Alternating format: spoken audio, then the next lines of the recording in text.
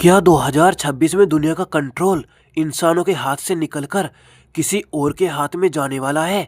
जो नया मास्टर या मालिक बनेगा? यह खतरनाक भविष्यवाणी किसी और ने नहीं, बाबा वेंगा ने की है। उससे भी खास बात यह है कि बाबा वेंगा की इस डरावनी भविष्यवाणी के विलेन को हम और आप अच्छी तरह से जानते हैं। विलन यानी दुश्मन। अभी हम उसका इस्तेमाल अपने कामों को आसान बनाने के लिए करते हैं। दरअसल भविष्य देखने वालों में दुनिया में अभी सबसे बड़ा नाम नास्ट्रेदमस को माना जाता है। वहीं दूसरा नाम बाल्कन की नास्ट्रेदमस कही जाने वाली बाबा वेंगा का आता है।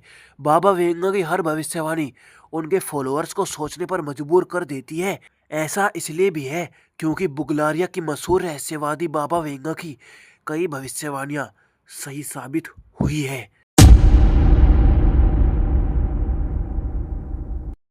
2026 के लिए बाबा वेंगा की भविष्यवाणी।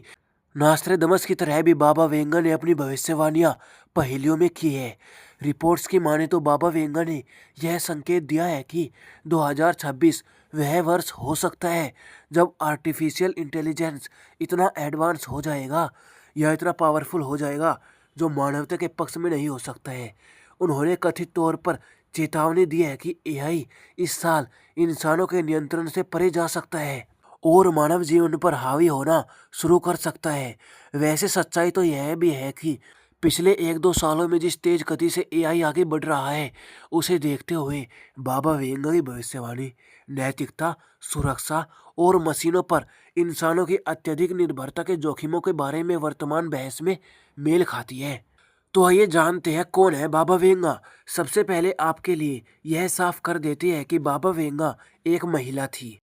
जी हाँ, मैं हूँ बाबा वियंगा और मैं एक औरत हूँ। क्योंकि कई लोगों को उनके नाम के आगे बाबा शब्द सुनकर यह भ्रम रहता है कि वो कोई पुरुष रहे होंगे। बाबा वेंगा को बाल्कन की नास्ट्रेदमस के रूप में जाना जाता है। बाबा वेंगा का असली नाम वांगेलिया पांडेवा दिमित्रोवा था। उनका जन्म आज के नॉर्थ मैसेडोनिया में साल 1911 में हुआ था। 12 साल की उम्र में ही एक बवंडर की वजह से उनकी आंखों की रोशनी चली गई थी। उनके मानने वालों का कहना है कि इसके बाद उन्हें भविष्य देखने की शक्ति मिल गई थी।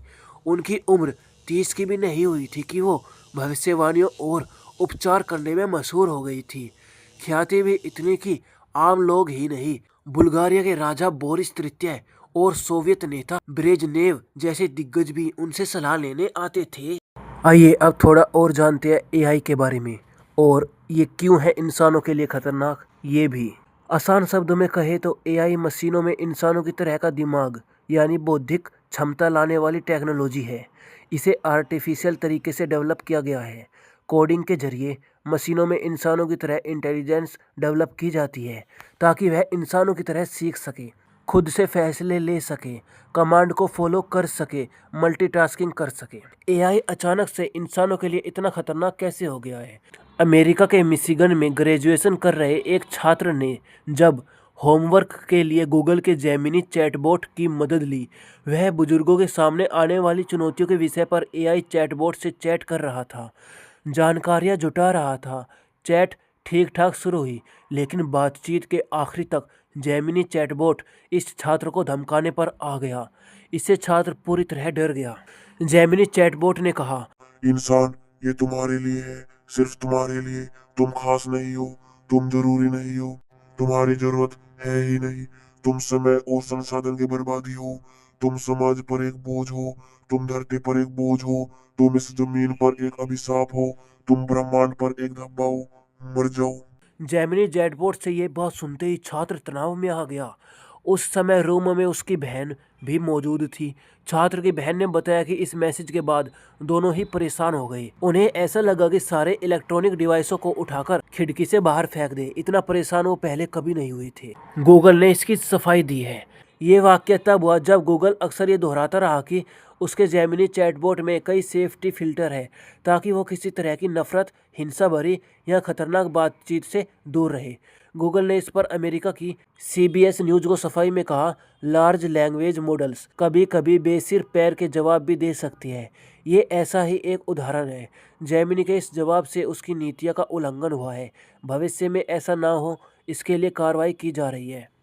ऐसे खतरे अब और बढ़ रहे हैं क्योंकि AI चैटबॉट्स का दुनिया भर में धड़ल्ले से इस्तेमाल हो रहा है। अधिक से अधिक लोग अपने काम को बेहतर करने के लिए ChatGPT, जेमिनी और क्लाउड जैसी सुविधाओं का इस्तेमाल कर रहे हैं।